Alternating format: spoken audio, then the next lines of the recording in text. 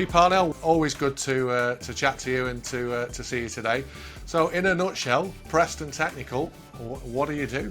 Well, I'm the MD. I've been for 13 years of Preston Technical. We're an adhesive tape converter, which is quite difficult for people not in the industry to understand. So, dumbing it down, we take large rolls of tape, we chop that up into smaller rolls to shapes, and we present those adhesives that make it easy for industry to use to speed up the processes, basically. So it's one of those probably innocuous and to the outside world trivial sounding products maybe, but the amount of industries that you stick together and hold together, probably everybody who has ever owned a vehicle or got on an aeroplane or bought a product is likely to have your product inside it. Absolutely, yeah. It's cross industries. I mean, the one that always surprises people is the large motorway signs, and no longer, and have not been for a while, held up with pot rivets. They're held up with adhesive tape, and I think that sometimes surprises people, that the level of strength that you can get from an adhesion. Yeah, and you're sort of followed in the footsteps from your dad as MD of the company. I've always been fascinated with that sort of angle. My dad wasn't involved in our business, but I always felt he was looking out for us and always would give me advice and things. Is there extra pressure from your side running a business that your dad held the reins of? I don't think there's extra pressure in that sense. I think, contrary to a lot of stories that I've heard, when my dad decided to stepped down, and he didn't retire immediately, he just stepped down. He became sales and marketing manager, director, and as I became MD, and he left me alone and didn't poke his nose in.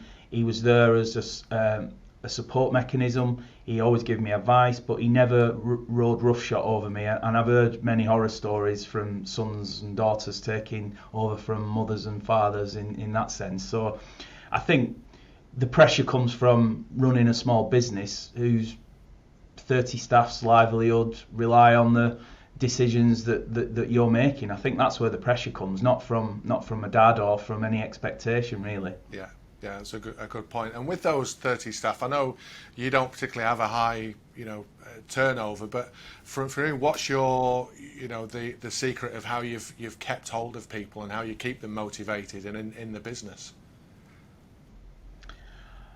I think it's just being a decent human being, really. I think treat them with respect, look after them, know them personally, know when they're going through some tricky times and try and help them, because that'll get paid back at a later date with loyalty. I think you've got to be open and honest. I don't like hearing businesses who don't share profits and pluses, minuses, good news, bad news with the staff. I think you've got to share the good times and you've got to share the bad times. And a business is only as good as its people. So I think you've got to let them understand that and know that they're part of the team and that they've all got a position and a place to fill, making us successful. Yeah, and I guess does that then naturally translate into your customers? Because again, I'm sure every industry is competitive, but hanging on to your customers and having that longevity and building those relationships, is it just based on the same ethos as you do with your staff? Absolutely, yeah. I think you can sometimes be a little bit too honest with customers, I guess. But I think the secret to keep, and we have had customers for our entire trading history, 30 years plus, and I think I would say don't be greedy. I think we've all heard the stories about pressure selling, and you can get an extra few percent here or an extra few quid here, but that's short-term thinking. I think in our business you've got to think long-term business relationships, and conceding a little bit on this project might win you another project, and in the long term that's better for you. I think that's sometimes people think a bit too short-term. And I think we've always, again, been honest with customers. If we haven't got a solution that's right for them, rather than try and Heath Robinson something that we're not good at, that's not right for them. We're honest enough to tell them that go somewhere else. You're going to be better looking somewhere else for what you need. We're not going to sell people things that they don't want and they don't need. Yeah.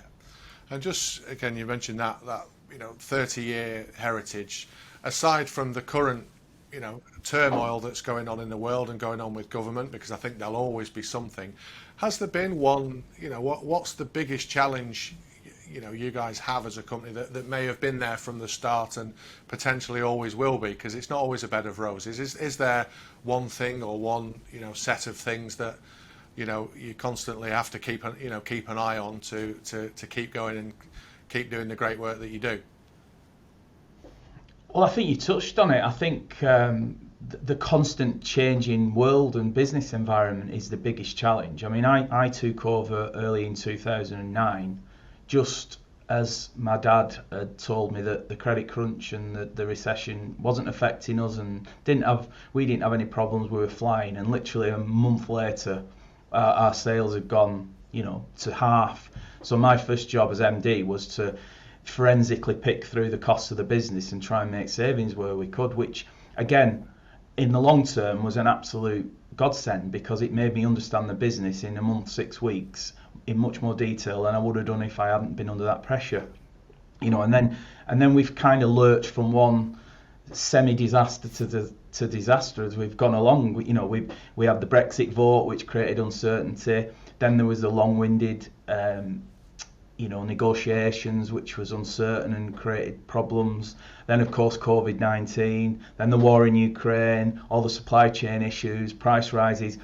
It's kind of like, what's next now? There's a saying that doesn't destroy you only makes you stronger. Well, I think we've all been pretty strong and durable over the last few years. Yeah, and is that sort of resilience and how far ahead do you guys plan? I know we were chatting before we started recording, which maybe I shouldn't give that away so people think it's spontaneous, but that we were both discussing about, sometimes people talk about a 5-year plan or a 10-year plan, and at the minute it seems like having a 3-month plan is adventurous. But what's been that resilience? What's been the is there a secret ingredient that you're still in business in a very competitive market and still with loyal customers and loyal staff?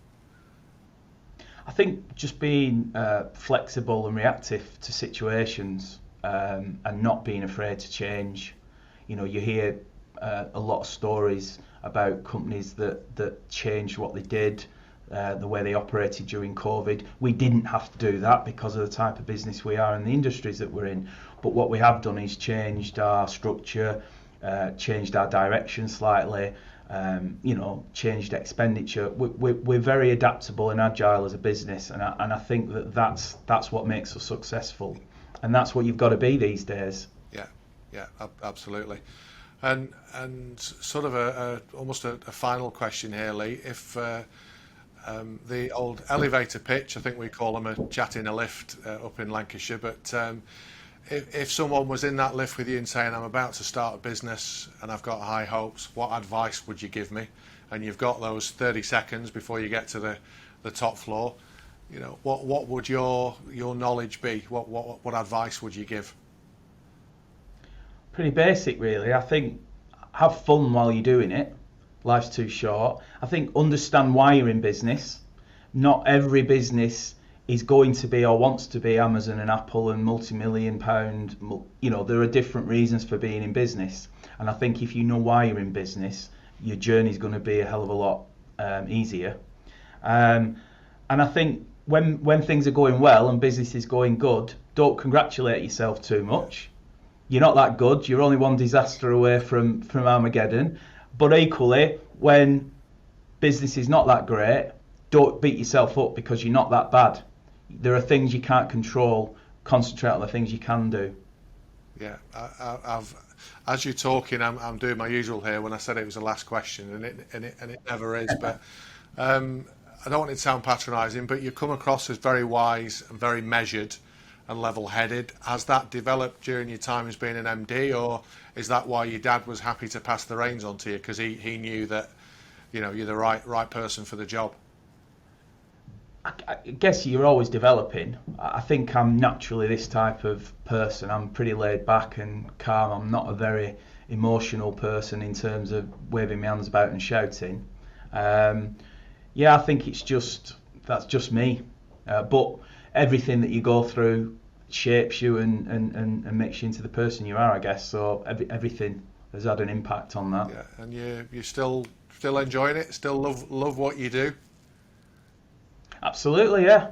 Yeah, if you didn't have a challenge, every day is different here. That's what I like. There's never a boring day. There's always something else cropping up. And as a small business, you're the atypical jack of all trades, master of none. You get involved with every element of business, which I enjoy. Mainly the people. I have a great relationship with most of the staff here. We've probably got an average service of, I don't know, 10 or 15 years, I would guess. So we're pretty pleased with the team that we've got. So be genuine, be open, honest, straight, and prepared to work hard, and that's probably all you need to keep going or to get started. Yeah, be yourself, be authentic. Not everybody's going to like you. If you're yourself, you're going to attract people like you who like doing business your way, and those that don't will go and find someone who they enjoy doing business with, and that's just the way it is, I think. Lee, as ever, great to chat to you, and thanks for giving us those pearls of wisdom in there.